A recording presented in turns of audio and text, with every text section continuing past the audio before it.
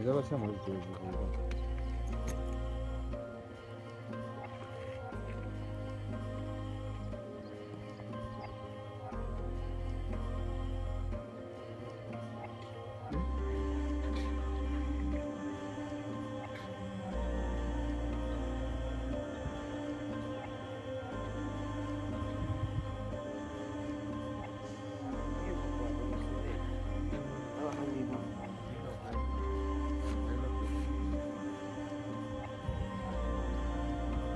Abasiimi bavuddewo dda.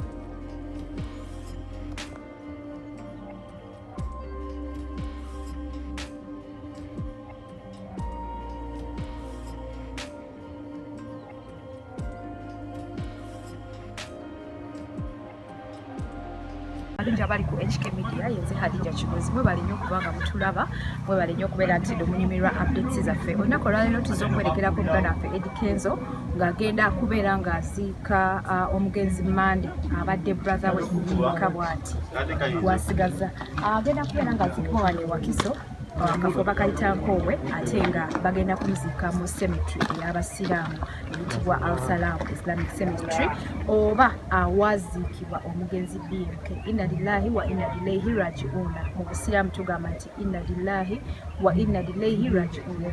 Tusaba famire y'omugenzi Mungu abeere nga agigumya.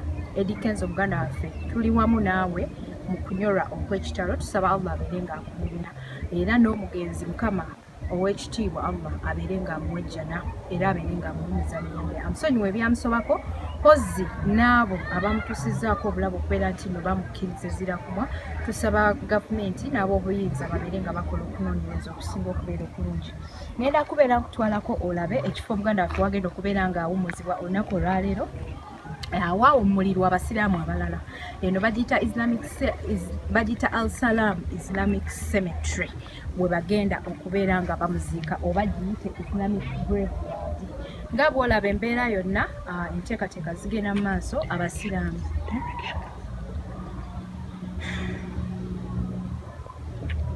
Nga bw'olaba embeera yonna enteekateeka zigenda mu maaso, ffe Abasiraamu ebyaffe tetubirwisa. Tubeera tukola ki? Tuziikirawo omuntu tetumulwisa. So kati tugenda kubeera tutambulatambulakoko tulabe ekyalengeri gye kifaanana ate tulabe ekigenda mu maaso. Okusinziira ku mawulire amatono ge nafunyeewo, abantu abajje omugenzi mu mochari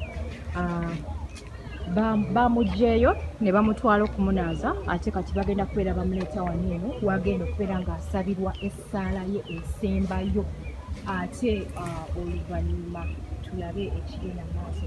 Tusaba famire y'omugenzi Mungu abeere nga agigumya abeere nga amuwa ekiwummulo eky'emirembe. Mpozi gwe weneekumidde ku HK Media tusaba obeereko osharinge, mpozi obeerewo otusomereko ne kudduwa online. Mukama ajja kubeera ajanukula wamu ne muganda waffe Kenzo. Gwe wenna ayagala okubeera ng'ojja okuzikirako Kenzo ogenda oba oli mu tawuni ogenda kutambula odde ku luguudo olukutwala e Nansana.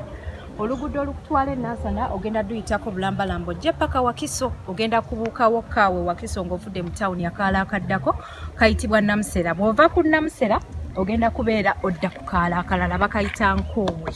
Akaalo Nkowe nga wakayisa ku ssomero eri lyawe ery'Enkowe ogenda kubeera olaba ku mukono gwo ngodda ng'agenda ebaka oba ng'agenda e Hoima ku mukono gwo guno ogwa left ogenda kulaba ekipande kiriko Al-Salam Islamic Cemetery ate nga kuliko n'erinnya lya BMK. Obeere ng'okkirirako awo mpola mpola, tojja kutambula kabanga kanene, osobola n'okupakinga ku kkubo n'ojja ng'otambuzaawo ebigere mpola mpola ate n'osobola okubeera ng'ojja ozikireko muganda waffe Eddie Kenzo.